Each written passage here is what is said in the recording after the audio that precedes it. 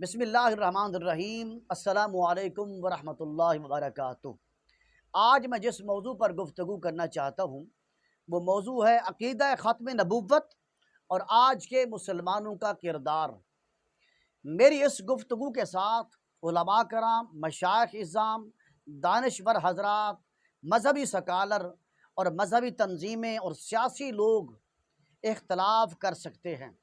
چونکہ آج میں وہ گفتگو کرنا چاہتا ہوں جو شاید کہ آپ نے پہلے نہیں سنی ہوگی۔ کیونکہ سن 1974 میں جب یہ بل پاس کیا گیا کہ قادیانی کافر ہیں، اس لیے کہ وہ ہمارے نبی صلی اللہ علیہ وسلم کو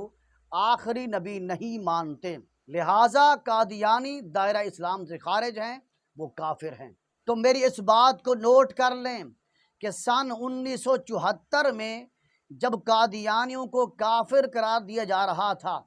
اور آئین میں یہ لکھ دیا گیا تھا کہ قادیانی کافر ہیں، یہ دائرہ اسلام سے خارج ہیں، یہ مسجد نہیں بنا سکتے، یہ تبلیغ نہیں کر سکتے، یہ اذان نہیں دے سکتے، تو یہ مسلمانوں کے ساتھ دھوکہ کیا گیا تھا۔ یہ علماء کرام جو اس وقت موجود تھے، علامہ شاہ احمد نورانی صدیقی رحمہ اللہ ہوں یا باقی علماء کرام تھے، مشائخ، اور اسی طرح اس وقت کے جو سیاسی لیڈر تھے، جو وزیر اعظم تھے، شہید ذوالفقار علی بھٹو مرحوم، مجھے ان کے نظریات میں، ان کی نیت میں کوئی شک نہیں ہے۔ وہ لوگ اچھی نیت کے ساتھ تھے، لیکن ان کو دھوکہ دیا گیا تھا۔ وہ دھوکہ کیا تھا؟ وہ دھوکہ یہی تھا کہ قادیانی کو کافر کرا دیا جائے۔ تو یاد رکھ لیں، قرآن و حدیث کی روشنی میں جو حضور نبی اکرم صلی اللہ علیہ وسلم کی نبوت کا منکر ہو جائے اور کلمہ بھی پڑھتا ہو، نبی اسلام کی نبوت کا منکر ہو جائے، تو وہ شخص مرتد قرار دیا جاتا ہے، وہ مرتد ہوتا ہے، اور قرآن و حدیث کی روشنی میں مرتد کی سزا قتل ہے اور کوئی سزا نہیں ہے۔ اسی لیے سن 1974 میں مسلمانوں کے ساتھ، علماء کرام کے ساتھ اور اس وقت کے سیاسی لیڈروں کے ساتھ ایک دھوکہ کیا گیا تھا، اور قادیانیوں کو کافر قرار دے کر قادیانیوں کو ایک تحفظ مل گیا تھا۔ وہ اپنے مقام پر اگرچہ مسلمانوں کو کافر کافر کہتے رہے، لیکن وہ اپنا کام کرتے رہے، اور آج 2024 ہے، آپ گنتی کر لیں، 50 سے اوپر سال ہو چکے ہیں، قادیانی دن بدن بڑھتے چلے جا رہے ہیں۔ آج ہر ادارے میں قادیانی موجود ہیں۔ اس کی سب سے بڑی وجہ وہی ہے جو قادیانیوں کو سن 1974 میں کافر قرار دیا گیا تھا۔ اگر اس وقت قادیانیوں کو مرتد قرار دے کر یہ آئین میں لکھ دیا جاتا کہ جو شخص حضور نبی اکرم صلی اللہ علیہ وسلم کا کلمہ پڑھتا ہو اور حضور نبی اکرم صلی اللہ علیہ وسلم کی نبوت کے آخری نبی ہونے کا منکر ہوگا، تو اس کی سزا کفر نہیں ہے، بلکہ اس کی سزا یہ ہے کہ اس کو قتل کر دیا جائے گا۔ تو آج دنیا میں کوئی بھی قادیانی موجود نہ ہوتا۔ میں آپ کو قرآن سے چند مثالیں پیش کرنا چاہتا ہوں۔ اللہ رب العالمین نے جو قوانین نافذ فرمائے ہیں قرآن مجید میں، ان قوانین کے متعلق بتانا چاہتا ہوں کہ کیا قادیانیوں کو کافر قرار دے کر اس کو تحفظ دیا گیا یا نہیں دیا گیا۔ دیکھیں سورۃ المائدہ کی آیت نمبر 54 میں ارشاد فرمایا اللہ تعالیٰ نے، اور ہم نے ان پر تورات میں یہ فرض کیا تھا کہ جان کا بدلہ جان، اور آنکھ کا بدلہ آنکھ، اور ناک کا بدلہ ناک، اور کان کا بدلہ کان، اور دانت کا بدلہ دانت، اور زخموں میں بھی بدلہ ہے۔ یہ قصاص کے متعلق قرآن مجید کی آیت ہے کہ جب کوئی شخص کسی کو قتل کرے، اس کے بدلے میں اس قاتل کو، یعنی مقتول کے بدلے میں قاتل قتل کر دیا جائے۔ اگر کوئی شخص کسی کا کان کاٹے تو اس کے بدلے میں اس کا کان کاٹا جائے۔ اگر کوئی شخص کسی کا ناک کاٹے تو اس کے بدلے میں اس کا ناک کاٹا جائے، علی ھذا القیاس۔ اور اسی طرح اللہ رب العالمین نے چوری کے متعلق ارشاد فرمایا ہے، سورۃ المائدہ کی آیت نمبر 39 میں ارشاد فرمایا، چوری کرنے والے مرد اور چوری کرنے والی عورت کے دائیں ہاتھ کو کاٹ دو، یہ ان کے کیے ہوئے کی سزا ہے، اور اللہ کی طرف سے عبرتناک تعزیر ہے، اور اللہ بہت غالب اور نہایت حکمت والا ہے۔ یہ دوسری مثال ہے۔ اب ان مثالوں کا اپنے مد نظر رکھیں کہ اگر کوئی شخص کسی کی چوری کرے یا کوئی شخص کسی کو قتل کرے اور وہ پکڑا جائے، گرفتار ہو جائے، اور اس کو اس وقت کے حکمران جیل میں قید کر لیں، بتاؤ ان کو تحفظ دے رہے ہیں یا ان کو سزا دے رہے ہیں؟ یہ ان کو تحفظ دے رہے ہیں،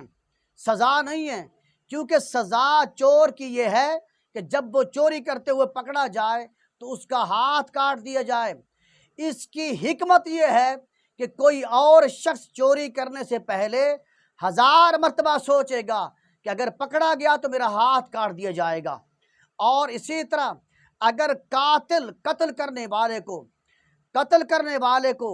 جیل کی سلاخوں میں قید کرنے سے پہلے ہی اس مقتول کے بدلے میں قتل کر دیا جاتا، تو کوئی دوسرا شخص کسی کو بھی قتل کرنے سے پہلے 1000 مرتبہ سوچتا کہ اگر میں نے قتل کیا کسی کو اور پکڑا گیا تو اس کے بدلے میں مجھے قتل کر دیا جائے گا۔ یہ ہے قرآن کا حکم، قرآن کا قانون۔ اب ان آیات کو اپنے ذہن میں رکھیے کہ اگر سن 1974 میں قادیانیوں کو کافر قرار دینے کے ساتھ ساتھ مرتد بھی قرار دیا جاتا، اور اس وقت کے حکمران اور اس وقت کے جج حضرات قادیانیوں میں سے اگر ایک قادیانی کو بھی قتل کر دیتے، تو آج اس دنیا میں، پاکستان کیا پوری دنیا میں، کوئی ایسا انسان آپ کو نظر بھی نہ آتا جو نبی صلی اللہ علیہ وسلم کی نبوت کا منکر ہوتا۔ وہ نبی علیہ السلام کی نبوت کا انکار کرنے سے پہلے 1000 مرتبہ سوچتا کہ اگر میں نے حضور نبی اکرم صلی اللہ علیہ وآلہ وسلم کی نبوت کا انکار کیا، آپ کی آخری نبی ہونے کا انکار کیا، تو اس کی سزا کفر نہیں ہے بلکہ اس کی سزا قتل ہے۔ اسی لیے کہ نبی علیہ السلام کے زمانہ مقدس میں جنہوں نے نبی علیہ السلام کی نبوت کا انکار کیا تھا اور خود اپنی نبوت کا اقرار کر کے لوگوں کو بتایا تھا کہ میں نبی ہوں، تو نبی صلی اللہ علیہ وسلم نے ان کے ساتھ کیا معاملہ کیا تھا۔ چنانچہ حدیث مبارکہ میں آتا ہے کہ ایک شخص تھا اسود نامی، یہ شخص کاہن تھا، اس نے یمن میں نبوت کا دعویٰ کیا اور ان شہروں پر غلبہ پا لیا۔ اس نے رسول اللہ صلی اللہ علیہ وسلم کے بعض عاملوں کو نکال دیا، اور رسول اللہ صلی اللہ علیہ وسلم نے حضرت معاذ بن جبل رضی اللہ تعالی عنہ اور یمن کے سرداروں کے نام خط لکھا۔ اللہ تعالیٰ نے فیروز دیلمی کے ہاتھوں اس کو ہلاک قرار دیا، انہوں نے اس کو قتل کر دیا۔ چنانچہ جس رات وہ قتل ہوا اسی رات رسول اللہ صلی اللہ علیہ وسلم نے اس کے قتل کی خبر مسلمانوں کو دے دی تھی، جس سے مسلمان خوش ہوئے۔ پھر اس کے دوسرے روز رسول اللہ صلی اللہ علیہ وسلم رفیق اعلیٰ سے مل گئے تھے، یعنی حضور کا وصال ہو گیا تھا۔ اور اسی طرح سیدنا حضرت ابوبکر صدیق رضی اللہ تعالیٰ کے دور خلافت میں بھی کچھ لوگوں نے جھوٹے نبی ہونے کا دعویٰ کیا تھا، تو حضرت ابوبکر صدیق رضی اللہ تعالیٰ نے بھی ان کے خلاف اعلان جنگ کیا تھا، اور اسی جنگ میں 700 قرآن کے حفاظ شہید ہوئے تھے۔ تو خلاصہ کلام یہ ہے کہ سن 1974 میں مسلمانوں کے ساتھ، علماء کرام کے ساتھ اور اس وقت کے سیاسی لیڈروں کے ساتھ دھوکہ کیا گیا تھا کہ یہ قادیانی کافر ہیں، ان کو کافر قرار دے کر چھوڑ دیا گیا تھا۔ ان کو یہ کہا گیا تھا کہ تم اذان نہیں دے سکتے، نماز نہیں پڑھا سکتے، مسجد نہیں بنا سکتے، وغیرہ وغیرہ، لیکن قادیانی اپنا کام کرتے رہے۔ اور یہی وہ سازش تھی انگریز کی، یہی وہ سازش تھی یہود کی، جو وہ اپنی اس سازش میں کامیاب ہو گئے تھے۔ اور یاد رکھ لیں میرے دوستوں، میرے بھائیوں مسلمانوں، کہ اگر نبی صلی اللہ علیہ وسلم کے نبی آخری ہونے کا جو منکر ہے، قرآن و حدیث کی روشنی میں وہ مرتد ہے، اور مرتد کی سزا قتل ہے، اور کوئی سزا نہیں ہے۔